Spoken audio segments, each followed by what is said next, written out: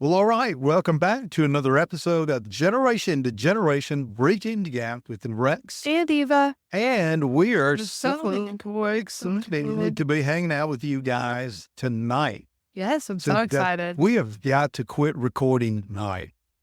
We just need to stop recording when Eva and was completely exhausted from school. I know, right? I think our episodes would be a lot better. Yeah, right. We tried this last night, and it was, let's be honest with each other. I had such a bad migraine all day that I was so out of it by even 7 o'clock last night. It's a miracle we got 20 minutes in that episode before we realized we spewed about nothing but nonsense.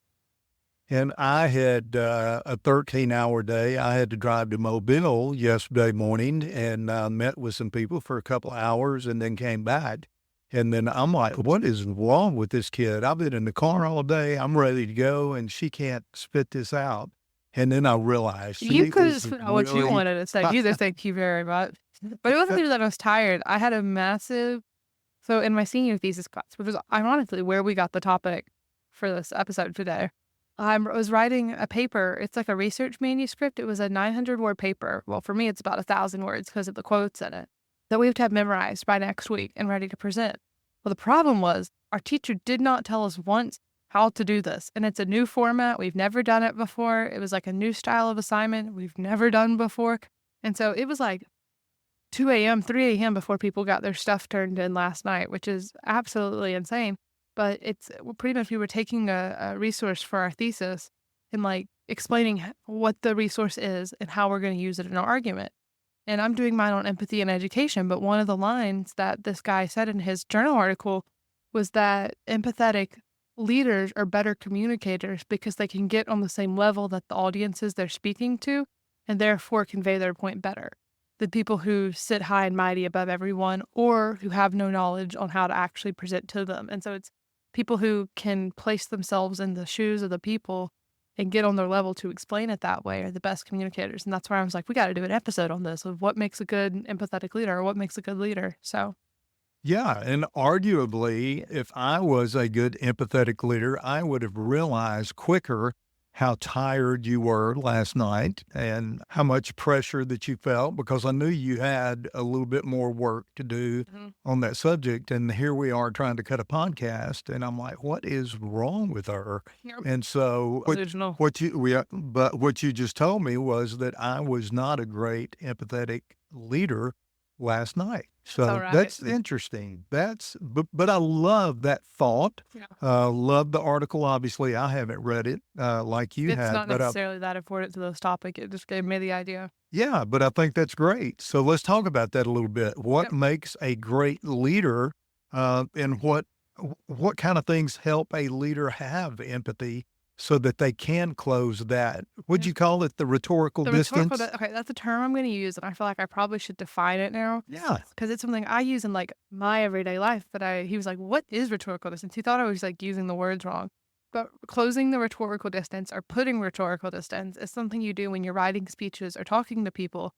By closing it, you're taking yourself because you've been put in a position to speak and you have all this knowledge on this topic, and you're closing the gap between you and your audience by saying, something like pastors do all the time is before they start preaching, they often tell a story about where they messed up and how this lesson, is the opposite of their mistake. Because then you know that they've done the same things that you're doing too. Like they've made these mistakes as well, and here's how to fix it. When speakers come on stage, they often start it by saying, at one point I did this, or some childhood story, I did this. And they're closing the gap between them and their audience because it's hard for an audience to relate to someone if they think they're so high and mighty and up on the stage and know all of these things, and then they use these big words that the audience has never heard of. And so by taking those small steps to define things, to show that you understand, you close that gap and you can be a better communicator. And so that was the word I used, was a rhetorical distance. Yeah, and I have a master's degree, and I have never heard that term. Well, I'm classically educated. I know you are. And so when you said that last night, I thought, man, she is delirious. She's not even using her words correctly. And then when I asked you about it again today, you said, no, that's a real term that we use. And so now that I understand the definition, makes perfect sense. Yep. Because you and I both could probably give a dozen different definitions where we have seen speakers do that really, really well. I'm thinking about a well-known pastor. The first time I ever heard him speak in person, Jensen Franklin, he said, "Hey, y'all, I'm country as cornbread." Well, that resonated with me. Yeah. I'm like, because Ma, your Yep. grandmother, she had a black skillet full of cornbread every night at our dinner table. Yep. And so as soon as he said that, I'm like, oh, that's one of my homeboys right Yeah. there. And he closed the distance Yeah. because it's hard to relate to someone who's in a position to speak that uses all these big fancy words and has so much knowledge on the subject. So by showing that you can relate to the audience that doesn't know as much, they're more willing to listen to you, which is something we're like, especially people, because I'm doing a very psychological, like heavy, psychology heavy topic. And so like I have to make sure I define every single big word, because if not, I'm putting a huge gap between the common listener and people who actually know about it. And so that's like something I'm having to be very careful about, is watching the distance I'm putting between me and my audience when speaking. Yeah. I think it's awesome.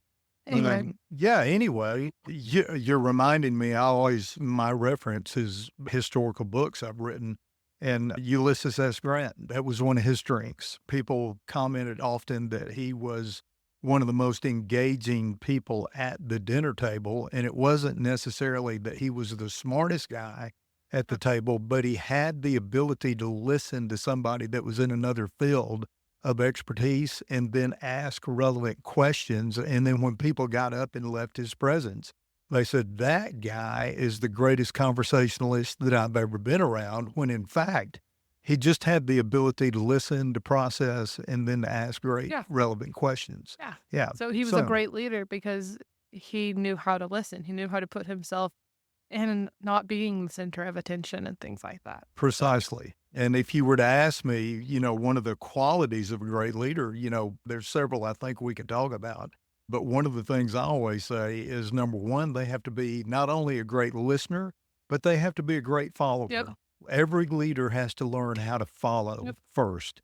Then they do have to be a great listener, but then they also have to learn to lead themselves. Yep. I always tell people, hey, let's lead ourselves well first before, and I've tried to do that with you and your mother. I don't have a platform to really stand on to lead you as a family member properly if you looked at me and you realize, well, dad doesn't even know how to lead himself. How in the Yep. world can he lead me? Yep. I think and I mean, you do very good at like about modeling that. I feel like some people that I hear about, I'm going to use the word, it probably might not be the real correct one, but sometimes leaders can become very hypocritical, where they tell people to do one thing, but they don't even do it themselves, or can't even follow the basic principles of it themselves. And so I think it makes it harder for somebody to want to follow someone when they can't, they don't have self-discipline.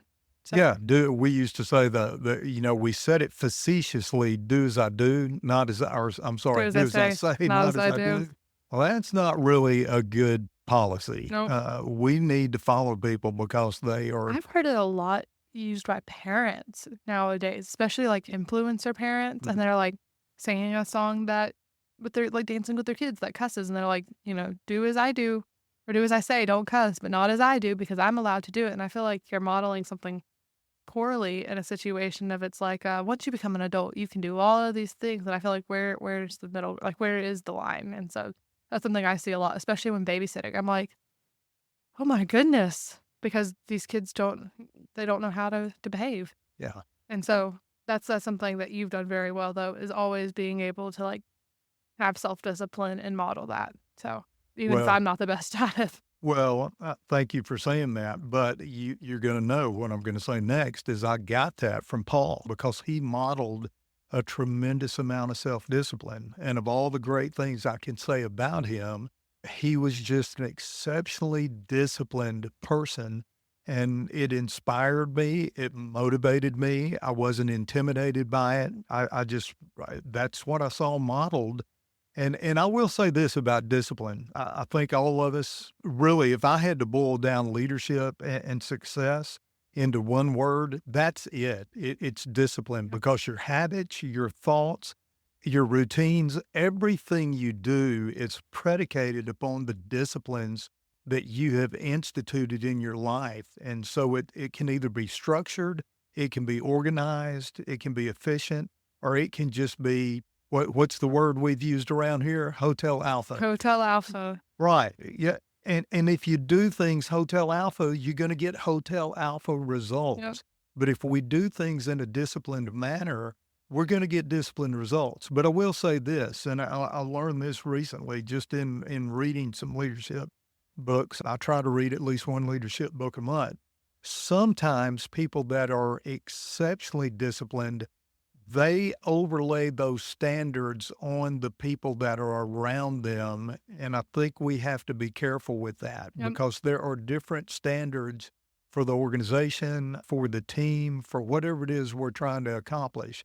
And for me, again, you can overlay a unrealistic expectation on someone else and almost demand that they meet it. And it's an unfair expectation. Well, Does that make yeah, sense? like a great Okay. one I can see. A lot of times kids are not allowed to sleep in the summers or on the weekends because if a parent has to be up, so do these kids. But these kids are at school, they're at extracurriculars. The parents work from 9 to 5, yes, but they're also not also growing into adults, right? We need so much more sleep at this age because we're constantly learning new things. Our brain has to remember how to do all of them. But we're also spending 3 or 4 hours a night doing homework and 2 or 3 hours at the sports wherever you're doing sports and things. And so like not letting them like sleep in because they have to be up. It's like, well, if I don't get to sleep in, neither do you. I'm like, I get it if you're sleeping into like 2 o'clock every day. Even y'all wake me up if I'm doing that. But like if it's like 8:30, what purpose does the child have being up if they don't have anything going on till noon that day? And they were up till 2 o'clock doing schoolwork or something. And so that's like something that I've like seen. And I'm like, that's like I feel like a situation where like the discipline doesn't translate properly because the parent has to be up. But it's like hit or miss. But that's something I've noticed in my own life that I'm like, I can see that. Like some of my friends, that's like parents wake them up at like 4 a.m. to go like work out and stuff. I'm like, your child didn't even get to bed till 1 o'clock last night working on homework. I'm like, they got 3 hours of sleep. That's not healthy. Yeah. And so that's something I've seen. There's a balance There's a in balance. all of that. Discipline is Yeah. a balance. Yeah. Being a disciplined leader requires having a balance between the level of discipline you hold, like that you hold to yourself, and the one that you hold to the people following you. Let me bring it close to home Yeah. here, and I think you'll resonate with this example, right? And it's just the one that popped in my head as we're talking about this. Social media post. I Mm. cannot stand to see a post that has a misspelling, incorrect punctuation, anything like that, but especially a misspelling. Well, most people, they're really posting very, very quickly. They take the pic, they post it, they put a caption on it, and that's you're smiling because that's you. I've gotten a lot better. But when I first got social media, I still misspell things, but I don't do it nearly as much. But what happened is I found out that my keyboard was in Spanish and that it would not autocorrect anything in English. And so many times I would text people and it would have all these misspellings. And then I finally realized why. It was because my keyboard was in Spanish. Okay. Well, I But did that not. being said, I That make being a lot said, of misspellings but in you have everything. but you have made a lot of progress too. Mm. And the point is, initially when you started and there were a little bit too many misspellings for my liking, your mother and I both would mention it to you and we would say, hey, if people are going to take you serious, and oh yeah, by the way, you had just gotten an internship Yep. with A company. 501c3, to do some social media for them. I said, hey, if they're going to take you serious, you really have to proofread your post. Just take an extra few seconds before you hit the post button Yep. and make sure there's no misspellings in it. All right. That's a standard. I think anybody should adhere to that standard. Yeah. However, for me, because I'm a high C personality on the DIS profile, it is rare, extremely rare Mhm. for you to see a misspelling on any of my posts. It's just part of who I am. And usually, But when I look at my point is when I look at you or even a friend that they're not a high C, they're not attention to detail like I am. I'm If they definitely not. Okay, if you have a misspelling in a occasional post, what is the big deal and what good does it do for me because I have a personal higher standard to make you miserable? Does it really impact anything other than the organization? Now Yeah. that's a Yeah. totally different thing. But in terms of your personal post, what good would it do for your dad to continually beat you over the head and say, hey, you had another misspelling today in a It would post, make you me had not want another to one. post. It makes you not want to post, but it also makes you very hesitant to step out and do anything Yep. in terms of communication. And as a leader, I'm trying to Because that encourage you to my engage. inability to properly proofread things bleeds into, well, clearly I'm not good enough to post any of this stuff. And then you have something you want to say and you doubt that. And so that it's like it has a ripple effect. It snowballs. It does. And again, you can think that you're helping the person when in fact you're Yep. driving them further away with a unrealistic expectation. And that's something I am still learning as a leader. Hey, just because you have some personal standards in different areas that are extremely high, don't make the mistake of overlaying that Yep. in every area for every person in every environment Yep. because it just doesn't work that way. And that's back to your original point of, I believe that's part of what being an empathetic Yep. leader is. Hey, understand the environment that you're in with the people you're in. Of course. Of course. It all comes empathy. Empathy is a word that has very differing definitions. Nobody can agree on the definition of empathy. And this researcher that I was looking at, he defined it in two ways that I think I kind of want to elaborate on.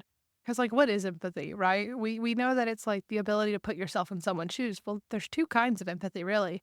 There's cognitive empathy, which is the ability to, like, say, I can understand what this person is going through because of these situations, XYZ. And that's more of an analytical approach to it, right? It's something maybe how you would take it is you break down what they're going through and saying, okay, I can relate to this or I can sympathize with this because I understand how hard this is. And then there's an affective empathy, which is the kind where you can place yourself in someone's shoes and almost feel the same emotions they're feeling because that's how you respond to things. That's how I respond to things, right? When a child tells me, oh no, I scraped my knee, I don't go, like, my first process is not, oh, well, we got to clean that, like that's got to hurt, got to sting, it's going to sting. No, my initial thought is, oh my gosh, I remember when I used to fall at the playground and like scraped my knee and how much that hurt. I know they're not going to want me to touch their knee until, the initial shock has worn off and then we can clean it, but it does need to be clean. Like that's how I approach things. And so it's like having that definition of empathy helps you understand that it's not so much of like you have to start crying when someone else was crying. It just is and it's a capacity too. I don't think it's like a character trait we all have just an XYZ amount of, right? I think it's a capacity, kind of like introvertedness and extrovertedness. You have a limit to how empathetic you can be in some situations, and some people have more and some people have less. And I think my whole argument is that teachers need to be people who have a high capacity of empathy. But I think having that empathy to be able to look at your audience or look at the people you're speaking to, or your children or your parents, are saying, hey, I'm struggling with this, or you're struggling with this. I can understand it from this perspective, and you can either fix it or you can talk about it. And that comes with like building relationships. And so that's something that like drew me into this topic was that definition of empathy and how it makes good leaders. And specifically in my case, what I'm looking for is good teachers. Yeah, and that's so interesting because I think you and we're totally different in that. Hmm. You feel someone's pain Yep. where I tend to understand Yep. their pain. And let's be honest, it's even caused a little bit of tension in the way that we've approached the podcast Yeah. because we have learned even more things about each other as we have developed We've topics. never disagreed or argued with each other as much as we have until it comes to talking about this podcast because we've never really had a situation where we've discussed something like this or had something where like me and mama have always done things like, I mean, I was telling her earlier tonight, I was like, I've always been able to like disagree with her because I know when too much is too much because she's my mother. I've disagreed with her on things my entire life. We're so similar, but with you, the first time you're like my authority. And I've had a hard time on the podcast, like seeing you as an equal co-host and not my authority to be able to disagree. And so it's like, I don't know. But go ahead. That's just one thing that I've had to be like empathetic about too is like we're equals. We both don't know what we're doing on this sometimes. Yeah, and we've had to grow together Yeah. because I'm still the Because I dad. can't stop looking at you as I have to stop looking at you as purely my authority when it comes to the podcast specifically, not everything else in life, but also as an equal who doesn't also know what you're doing when it comes to the podcast because it's so foreign to both of us. Right. And And it gives you more grace. you have the ability to speak your mind. I think Yep. sometimes you're waiting on me to either pull it out of you or to kind of give you Yep. a nod that, hey, it's okay to say that. Whereas at this point, I've already accepted you may disagree. That's the Yep. whole point of generation to generation, by the way. We may see something totally different, Yep. but you've got the freedom to voice that and to say that, and let's discuss that. Well, hey, Yep. my generation tends to see it this way. You tend to see it that way. Well, hey, let's put it out on the table and Yep. talk about it. But you don't have to look across the rhetorical distance here and get my permission to say whatever thought it Yeah. is. And I can tell I do that a you, lot. you do because you're afraid that I might disagree with it. Yep. You may be afraid that I don't like the direction you're going to take the conversation. But here's the cool thing about that. That's growth for both of us. Yep. And again, if you put it on the disc profile, I am a CD. That's an And analytical I have driver. neither C or D You've in got me. neither one of those. I am equally tied for S and I, You are. which And I don't remember what they mean, but I do know that I am not C or D. well, the S is the very stable personality. The I is the extrovert party looking for a place Yes, to happen. that's me. They bring the glitter, and that's you. The You're glitter gonna and the ducks. You're going to bring a bag of glitter everywhere you go. And so we've got the personalities represented, but it's unusual in the fact that it's distinct. You have two of them. I have two of them. They are totally opposite. C is the C is the the analytical. control, and D is the D's leader, the driver. the driver. Yeah. Yeah. Yeah. Which I can be, but it's not as much as like I lead.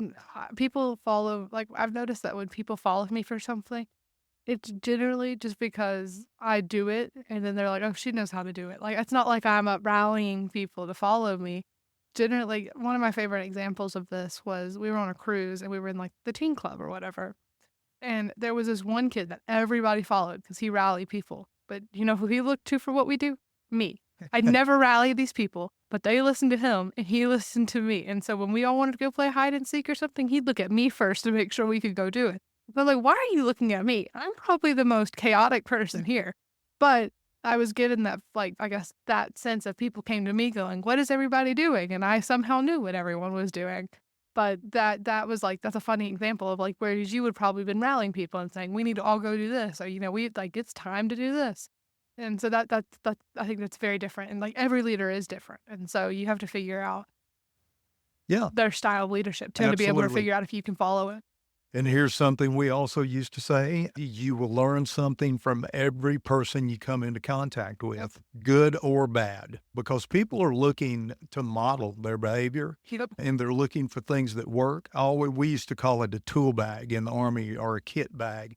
Hey, I'm looking for one more tool to put in my kit bag.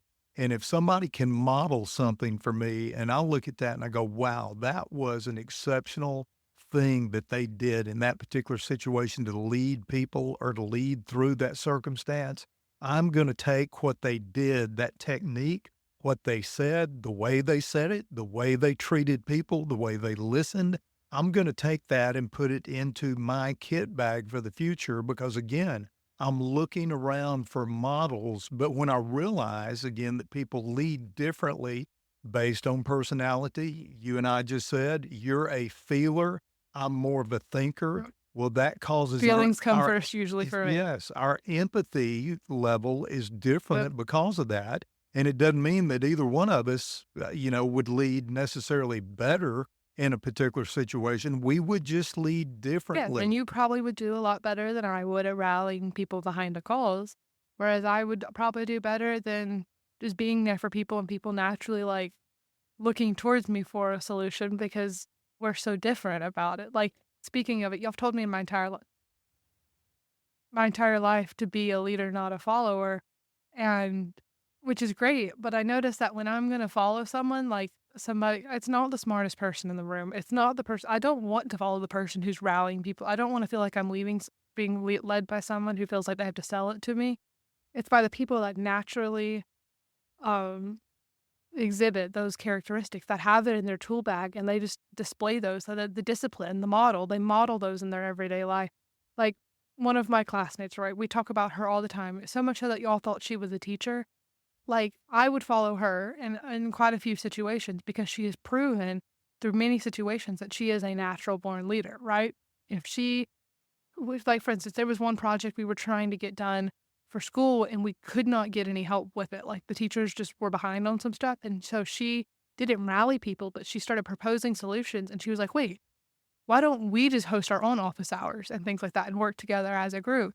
And so every couple of weeks, we do that because we weren't able to get it. It's like I would follow that. I would support her because she just naturally took those skills in doing that. But if she was trying to sell it to us, like, you've got to do this because think of how great it would be if I can lead everybody because I have so much knowledge on this, I wouldn't follow you. Like that doesn't seem fun at all. And so I think that's just a very interesting aspect. Is I feel like you were saying she took the toolbox, she's seen other people model this, and she models it herself now. So Yeah, I think it's great. and I can take what she does and take some of those tools and model it in my own life. And so, Every time I hear someone teach a class, every time I hear a pastor give a yep, message, every time I listen to a speech on TV, I'm listening for not only the way they say it, but the different techniques. You mentioned it earlier, the stories that people tell to draw people in, to kind of close that rhetorical distance. yep. There's a lot of different techniques that people use that just, are phenomenal in the way they communicate. And here's another one for you. The loudest person in the room is not always the leader. No, Yeah. and not always the smartest person in the room either. Because I mean, I've learned that before just in my education. Because sometimes the smartest people in the room, they may be smart, but they don't have the qualities it takes to lead. And so it's the people who can take those qualities to lead and their smarts and use them together. It's not one or the other. I love it. And closing the rhetorical distance. If you isolate yourself by being the loudest person in the room or the smartest person in the room, people aren't going to listen to you. And so it's having that ability to close the distance, to have the model have the self discipline and model the traits of a leader, to be able to be a good leader and have people follow. And it's also, I feel like, what you should look for when you're looking for somebody to follow in a situation. Okay. I think it's great. Let's pick one leader that we have either seen or read about. Yeah. Oh, Yeah. See, I'm throwing you for you a are. loop. You got to be ready for these I gotta be ready curveballs. for. I'll let you go So, first, so I have okay. time to think. One leader that we've either seen or that we've read about that made a impact in the area that we're talking about, just the way that they led people, the way that they had empathy toward people, etc. Yep. Okay, I'll go first. And again, a lot of times, my references come out of books. I love to read. The easy answer for me would be Paul because of his discipline and the way that he treated people. But I'm going to throw you a curveball on this one. Warner von Braun Is this the scientist you love? this is the scientist that helped create NASA Yes. here in America, and he was a German-born scientist and came over at the end of World War II. But he basically led the U.S. space effort. But when you read the biography, a guy in Huntsville actually wrote it about him, and it's called Dr. Space. When you read that biography about Warner von Braun, you read about this guy that dreamed the impossible, that he surrounded himself with extremely smart people. He had a lot of popularity because the space program was just beginning. Mm-hmm. And so he was a early day Elon Musk. Yeah. That's the best way that I could put Yep. it. When he went out in public, people were fascinated with him. Was he But eccentric? as I read, he was a little bit, but as I read his biography, here's the thing that grabbed me. This guy that's a little eccentric, this guy that's got a very popular following, this guy that is genius off the charts. Here's the thing that struck me. His ability to talk to people and to recognize where they were and what part they played on the team. And he valued every person and he made them feel that they were a valuable part of the team, even though he was the genius that was Mm-hmm. creating this big overall vision. I was really drawn to that. I thought, wow, that's an unusual combination. And I think that's great leadership. Yeah. And we put a man on the moon because of We it. did. So that's my example. Okay. So, well, I could say you, of course, but You I kind of could. already talked about that a little bit, how I see you as my authority, as somebody I look up to. But I think I'm going to stick with it. I think Taylor is probably somebody I see who models leadership. She is the host of the Aiming for the Moon podcast. Y'all should go check it out. It's incredible. That's Isn't like that wild a that I just got self-plug. through talking about somebody putting a man on the And moon, her and we're going to talk podcast is about so her podcast? she is one of my classmates, so she is an equal, but she has this incredible talent of when the whole class could be talking about things that have gone over my head 15 minutes ago. We're deep into, some psychology or theology that I've just completely lost track of. But when she starts talking, I just feel inclined to listen, and everything starts to make sense. When she starts summarizing what people have said and starts adding her own points, it's beautiful. She rallies our class, not in like a, we all need to do this, but like a, I understand that there is a problem. There's not enough office hour slots, but there's 50 of us in this group chat that need help. There's 84 senior thesis students. Well, let me just host an office hours and we can all work together to help each other out. Between all of us, we have enough resources to figure it out, right? She is my dear friend. I love her dearly, love getting to see her, but she is just a natural born leader that I love to hear. Like when she starts talking, I listen, and y'all have seen it.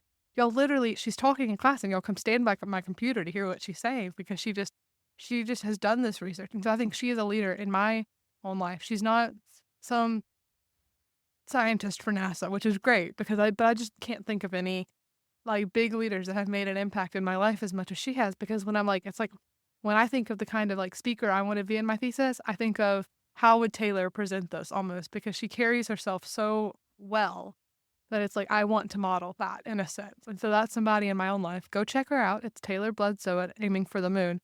But that's like shameless plug. She's just one of my very dear friends, and I respect her very dearly because she is a very natural born leader. Well, I would agree with that. And you're right. The first time I ever heard Taylor on one of your classes, I heard the voice first and I thought, what professor is that? And so I walked over and I even asked you, I said, hey, which professor is that talking? And you said, it's Taylor. She's a student. And I said, what? Yeah. And the distinguishing characteristic to me was she is very precise. Yes. In her language. Yep. And language is precise. Mm-hmm. Words mean things. Yep. And so her ability to communicate, you described that accurately. So I think that's a great selection. So she is a leader in my own life. I'm like, wow, I want to be like Taylor when I grow up. And like in exhibit, not necessarily, I don't want to, be doing all the studying with AI that she's doing because that scares me a little bit. But like the model quality she models with the leadership is something I want to model myself. Yeah. So she inspires you she does. as a friend. Yep. I love that. That's somebody in my life. All right. Well, hey, I think that's a great episode. I think that's a good place to stop. Yep. And then we will pick it up next week. But until then, let's always remember to be able to talk from generation to generation. If you enjoyed our episode, make sure to follow us wherever you listen to podcasts and leave a review because it helps people who don't know about us hear our message. And if you want to follow us on our socials, follow us at G2G_podcast on Instagram and Generation to Generation for Facebook.